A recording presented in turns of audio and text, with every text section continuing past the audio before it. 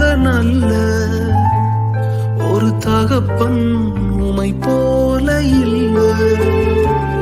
ஒரு தீமையும் நினைக்காத நல்ல ஒரு தகப்பன் உமை போல இல்லை.